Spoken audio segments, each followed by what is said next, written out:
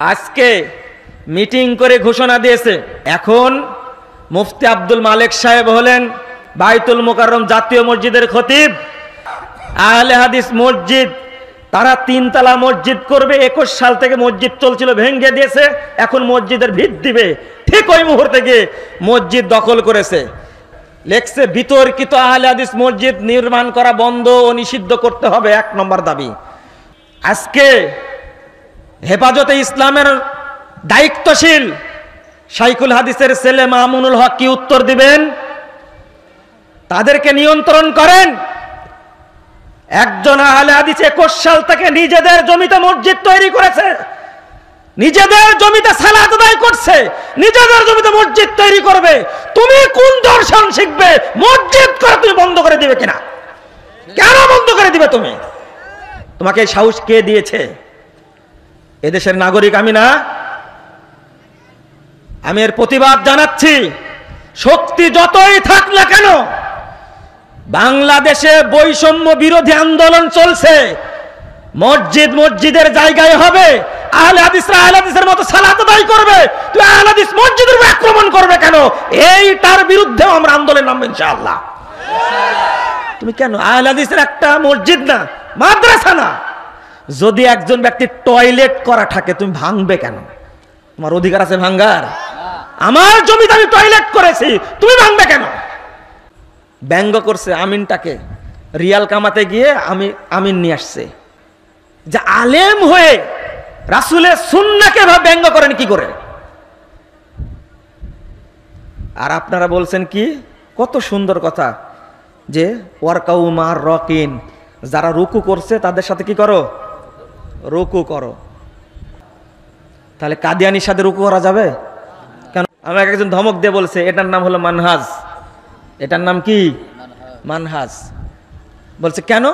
ধমক দিয়ে বলছে আপনি কেন জামাতে সালাত পড়তে নিষেধ করলেন? আমি বললাম জামাতে সালাত পড়তে নিষেধ করিনি, আমি বলেছি যাদের আকীদা আল্লাহ সর্বত্র বিরাজমান, আল্লাহ নিরাকার, নবী হায়াতুন নবী, নবী গায়েব জানতেন, যারা তাবিজের ব্যবসায়ী তাদের পিছনে নামাজ হবে না। কেন? আল্লাহ যে বলেছেন ওয়ারকাউ মার রকিন, রুকুকারীদের সাথে কি করো? রুকি করো। আচ্ছা শিয়াদের পিছনে নামাজ হবে না? হবে না? উত্তর দেন রে ভাই। হবে না। কেন হবে না? ওরা রুকু করে না? কাদিয়ানীরা রুকু করে না? ওদের মসজিদ নাই? ইহুদিরাও রুকু করে না? নামাজ পড়ে না? ওদের পিছনে নামাজ হবে? শিয়াদের পিছনে নামাজ হবে?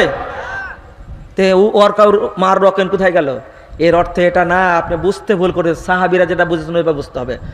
কুনু মাল মুমিনিন, যারা মুমিন সালাত আদায় করছে তোমরা তাদের সাথে রুকু করো। হলো এবার? কাদিয়ানীরা কে মুমিন না কাফের? শিয়ারা মুমিন না কাফের? ও, আর মাজার পূজারীরা মুশরিক না? এটা কাফের না? এরা কবর পূজারীরা, যারা খানকায় সেজদা করে, যারা মাছকে সেজদা করে, কচ্ছপের নামে আল্লাহর কাছে যা ওসিলাই চায়, তারা কি মুমিন? এখানেই হলো মূল ফায়সালা। আমরা এই কথাগুলো বলতে গেলেই আপনারা ক্ষিপ্ত হয়ে যান আর বলেন মুজাফফর বিন মহসিনী এত কড়া কথা বলে কেন? আচ্ছা এগুলো কি কড়া কথা? আমার সরাসরি বলি তাই, সরাসরি বলি এটাই, আপনিও বুঝবেন। গত দিনে মোহাম্মদপুর মসজিদে খুতবা দিলাম, বুঝতে পারলেন? আপনারা তো বইটা পড়েছেন, জাল হাদিসের কবর রাসূল সাল্লাল্লাহু আলাইহি ওয়াসাল্লাম সালাত। তো এক ছেলে প্রায় 25-27 বছর বয়স হবে, মসজিদের বাইরে দাঁড়া আছে, সবাই ঘিরে কথা বলছেন। ওই ভাই ঢুকে মাঝখানে সালাম দিয়ে বলছেন স্যার খুব গালিগালাজ করতাম আপনাকে, তো এখন মাফ করা যায় না। আমি বললাম যে আমি ওকে মানে বুকে জড়ায় ধরে বললাম এইভাবে গালি দিলে পাপ হয় না, যদি কি হয়? ও বলছে যে 7-8 বছর গালি দিছি। কয় বছর? তাহলে এবং বলছে এই কড়া বলেই গালি দিতাম, কিন্তু এখন দূর থেকে খুতবা শুনতে আসছি। তাহলে এই ভাইটার বুঝতে সময় লাগছে কয় বছর? আপনি মনে করেন যারা গালি দেয় তাদের জন্য দোয়া করি না? আপনাদের চাই ওদের জন্য বেশি দোয়া করি আমি, আল্লাহ যেন তাদেরকে হেদায়েত দান করেন। খালি সালাতের বইটা পড়ে দেখেন একবার। একজন ভাই বলছে, কি বলছে জানেন, বইটা আমার বন্ধু আমেরিকা থাকে, সে বাড়িতে এসে আমাকে গিফট করেছে। যে তুই আমেরিকা থেকে এসে আমাকে গিফট করছিস, আমেরিকা কি মুসলমান আছে? মুসলমান না থাকলেও আমি তো মুসলিম, তুই পড়। তো বইটা যখন দিল, দেখছি আপনার নাম। তো বইটা আগে দা দিয়ে কুবায়া একবারে কুটি কুটি করে কাটছি, কাটার পরে পুড়াই দিছি। তার বলিনি পড়ছি না, ও পড়তেছি, সময় পায় না পড়তেছি বলে। পরে আবার যখন আসছে, এবার আরকানুল ইসলাম বইটা আমার হাতে দিয়েছে, তাও 5 বছর পরে। এবার এইটা পড়তে গিয়ে আমি ধরাটা খেয়ে গেছি, নিজেই বলছেন। এতদিন গালিগালাজ করার পরে ফোনে বলছে, আমাকে আপনি মাফ করে দিয়েন, যে ভাষায় গালি দিয়েছি এটা মুখেই উচ্চারণ করা যাবে না। তো গালিটাও কখনো কখনো মিষ্টি লাগে, লাগে না? দেন, গালি দেন, কোনো সমস্যা নাই, কিন্তু আপনি একটু পড়েন, পড়ে গালি দেন, বুঝেন মনে কথাটা। গালি রেজাল্ট করিম আবরার দেয়, আপনারা বলেন আমার নাকি বন্ধু মানুষ। রেজাল্ট করিম আবরার একদিন এক প্রোগ্রামে আমি বলছি, আপনারা দোয়া করেন আল্লাহ যেন তাকে হেদায়েত দান করে। দেখেন, আপনারা আমিন বললেন না, শোনেন শোনেন। তো কেউ আমিন বলেন, আমি আমিন বলেন, তো বলছে আপনি বলেন, আমরা বলবো না। কি রাগের রাগ, চিন্তা করতে পারছেন? কি রাগের রাগ। কিন্তু আমি এই আবরারের জন্যও দোয়া করি, আল্লাহ যেন তার মুখটা ভালো করে দেয়, আল্লাহ যেন তাকে হেদায়েত দান করে। যদি উমর রাদিয়াল্লাহু আনহুকে আল্লাহ হেদায়েত দেয়, যদি আবু সুফিয়ানের মতো লোককে আল্লাহ হেদায়েত দেয়, তো ওদের থেকে কি এরা বেশি কঠিন? না না, এত কঠিন না। আল্লাহ এদেরকে হেদায়েত দিতে পারে। গালি দিক, আপনি দোয়া করেন আল্লাহ হেদায়েত দিক। আমার সাথে মনে একমত হবেন না আপনারা? একমত? দোয়া করবেন, দোয়া করবেন আল্লাহর কাছে, আল্লাহ যেন তাদের কি করে, হেদায়েত দান করে। আজকে রফুল আয়দানের সুন্নাহটাকে বলছে কি, এইভাবে মারে, এইভাবে মারে। এটা কি সুন্নাতকে ব্যঙ্গ করে না? আর হাত বাঁধে কিভাবে আহলে হাদিসরা? এভাবে, এভাবে বাঁধে। হায় রে, রেজাল্ট করেন আবরার, আস্তাগফিরুল্লাহ আস্তাগফিরুল্লাহ আস্তাগফিরুল্লাহ। একটুকু ভয় লাগলো না? কিতাবের ইবারতগুলো চুরি করেছে কারা? কারা চুরি করেছে? আমি বাংলাদেশের মুসলিম ভাই বোনদেরকে বলবো, এই দেওবন্দি আর বেরলবির লোকেরা আপনাদের চোখে ধুলা দিয়ে, ছাই দিয়ে তারা আবু হানিফার নামে ব্যবসা করে খাচ্ছে। বাংলাদেশে কোনো হানাফি নাই, এরা দেওবন্দি আর বেরলবি। কথাটা মনে রাখবেন। আমি আপনাদের বলবো এই সম্পর্কে আলোচনা করতে গিয়ে, যে আপনারা অবশ্যই বেনামাজি থাকবেন না, বলেন ইনশাআল্লাহ। সালাত এক ওয়াক্ত ছেড়ে যাবে কি? ছুটবে? ওয়াক্ত মতো পড়বেন তো ইনশাআল্লাহ? মনে হয় কেমন কেমন লাগছে। আজকে যে কথাগুলো শুনলেন মনে থাকবে? আমি তো শেষ করে দেব, উঠবেন না? দোয়াটা পড়ে উঠেন, দোয়াটা পড়ে উঠেন, একসঙ্গে শেষ করি। আমি আরো 1 ঘন্টা বলবো মনে করছেন? না, প্রশ্নের উত্তর দিচ্ছি, সমস্যা নাই। তো এত প্রশ্ন, লা ইলাহা ইল্লা আনতা সুবহানাকা ইন্নী কুনতু মিনাজ জালিমিন, এত বললাম তাও প্রশ্ন করবেন আপনারা? শোনেন, ফজর নামাজ পড়ে যাবেন? এটা কি শাখারি পাড়া মনে করেছেন নাকি? এটা তাহেরপুর। শাখারি পাড়া আব্বা আব্বা নিয়ে যেতেন, খুব ছোট। এই শানবাঁধা পুকুর আছে না ওখানে একটা, আমি যাইনি, ওই ছোটতে গেছি, এরপর আর কোনোদিন যাইনি। হাফ প্যান্ট পরা ছিলাম, বুঝছেন? আব্বা নিচে নেমে উজু করছে আর আমাকে ইয়ার উপরে, সিঁড়ির উপরে দাঁড় করে রাখছে। ছোট মানুষ তো, পা পিছলে পড়ে মাথায় লাগছে। এই ইতিহাসটা আমার মনে আছে, খুব ছোট একবারে, হাফ প্যান্ট পরা ছিলাম সেই সময়ে। আরে ফজর পর্যন্ত ওয়াজ করে ওই জায়গাতে, ফজর পর্যন্ত। না, আবু তাহের বর্ধমানই তো আসতেন, তাই না? ট্রেনে আসার জায়গা ছিল। এখন সব উঠে গেছে এগুলো, আপনাদের মহব্বত কমে গেছে কোনার হাদিসের উপরে। কারণ এখন আর আব্দুর রফ নাই, এখন আর আব্দুস সাত্তার 30 আলী নাই, এখন আর আবু তাহের বর্ধমানি নাই, এখন আর আব্দুল্লাহ ইবনে ফজল নাই, রাহিমাহুমুল্লাহ। আল্লাহ তাদেরকে জান্নাতুল ফেরেশতাস দান করুক, আমিন। জি, ও আপনি আছেন এখনো?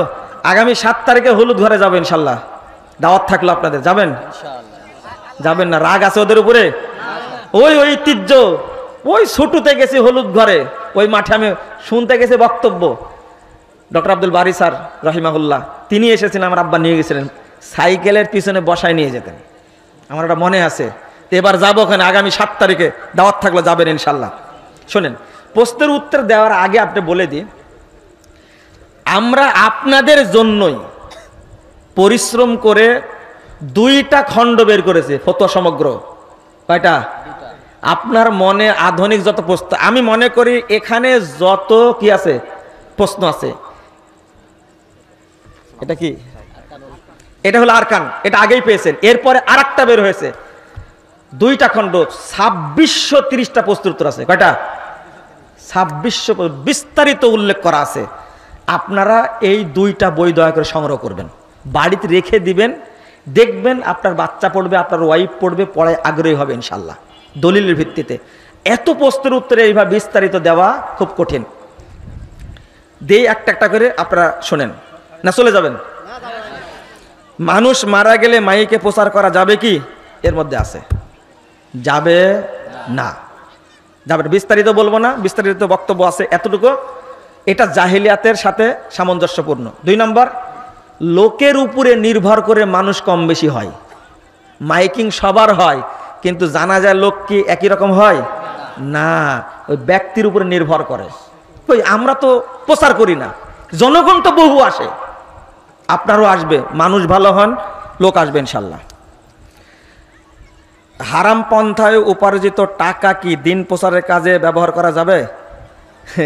হারাম টাকা দিনে ব্যবহার করুন আপনি, এটাও হারাম। আপনাকে কে বললো এটা? হ্যাঁ, দিন প্রচার মানে দিন প্রচার কাজে আপনি কুলসিত করলেন, আপনি এটা চলবে না। তবে এই যে প্রফিটের টাকা বলে না, এটা মসজিদে দেওয়া যাবে না, জনকল্যাণে দিবেন, নেকির আশা ছাড়াই। কেউ প্রফিটের টাকা মনে 10 লাখ টাকা সুদের টাকা মনে করেন, এই টাকাটা দিয়ে যদি তাহিরপুরে এই হামির কুচ্ছা যদি একটা কনসার্টের আয়োজন করে, গানের আয়োজন করে, আরো পাপ হলো না? এটা জনকল্যাণে কি করা যাবে? বিতরণ করা যাবে। ওয়াক্ত হওয়ার সাথে সাথে আজান দিয়ে প্রয়োজনে 1 ঘন্টা পরে সালাতে জামাত করা যাবে কি? এই জটিল চালাক রে ভাই। এই জন্যই তো আপনার এলাকায় নবী আসেনি। আসছে উপমহাদেশে নবী আসছে? আদম আলাইহিস সালাম নাকি আসেনি, হাওয়া আসছিল, তাই না?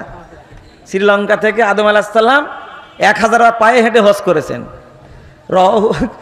ভেজালে আমল, রাহুল মুখারি, না না, এটা আছে, এটা আছে ফাজাইলে আমল হজ অংশ 35 পৃষ্ঠার মধ্যে উল্লেখ করা আছে। মিথ্যা কথা এটা। আদম আলাইহিস সালাম বয়সী পেয়েছিলেন কয় বছর? 940 বছর বা 60 বছর। 1000 বার হজ করলেন কখন? আর আরেকটা কথা বলেন তো দেখি, হজের বিধান নাজিল হয়েছে কখন? আদম আলাইহিস সালামের সময় না ইব্রাহিম আলাইহিস সালামের সময়? তা আদম হজ করলো কি করে? সব মিথ্যা কথা এগুলো, এটা ঠিক না। তাহলে এই ইঞ্জিনিয়ারিং সিস্টেম করা যাবে না। আজান দিবেন, আজান দেওয়ার পরে কয় মিনিটের মধ্যে? 15-20 মিনিট মধ্যে জামাত করে নেবেন। ও আপনার জন্য পরোয়া করা যাবে না। 1 ওয়াক্ত সালাত, মাত্র একটা ওয়াক্ত, এ 7টা, কিছুটা দেরি করা যেতে পারে মুসল্লি আসার জন্য, অন্য কোনো সালাত দেরি করা যাবে না। আমি বলেছি ফাস্তাবিকুল খায়রাত, ওয়াক্ত হওয়ার সাথে সাথে, ওয়াক্ত হওয়ার সাথে সাথে যত দ্রুত পারা যায় আপনাকে জামাতে সালাত আদায় করে না, ফরজ, এটা ওয়াজিব, মনে থাকবে। তবে ভাই আপনি খুব চালাক, আপনি মনে হয় আহলে হাদিস না, আমার বিশ্বাস হচ্ছে আপনার মাথায় মনে অন্য কিছু আছে। জুমার নামাজের সময় দেওয়া থাকে 11টা 20 মিনিট, না 1টা 20 মিনিট, কিন্তু ইমাম অনেক সময় 1টা 40 মিনিট পড়ায়। এতে কি ইমাম সীমালঙ্ঘনকারী হবেন? এটা আপনি বুঝেন না বিষয়টা। আর একটা বিষয় বলি এখানে, এই মুসল্লিরা কখন আসে? খুতবা শেষ হলে আসে। হ্যাঁ, শোনেন শোনেন, যে ব্যক্তি সালাতের জন্য অপেক্ষা করে সে সালাতের মধ্যেই, বুঝেন না মনে কথাটা, এটা হাদিস সহিহ বুখারীতেও আছে, হাদিস নম্বরটা ভুলে গেলাম। একজন মুসল্লি সকাল 9টায় আসছে, কয়টায়? 10টায় আসছে, খুতবা শুরু হওয়ার আগে আসছে। সে অপেক্ষা করছে, সে সালাতের মধ্যে আছে। এই ইমামের এখতিয়ার আছে, ইমাম চাইলে খুতবা লম্বাও করতে পারে, খুতবা কি খাটো করতে পারে, এটা তার এখতিয়ার। এটা বিষয়ের উপরে কি করে নির্ভরশীল হয়। এটা কিসের উপরে? বিষয়ের উপরে। নিয়মিত একজন ইমাম সালাত আদায় করাচ্ছেন, তিনি তাহলে পাট পাট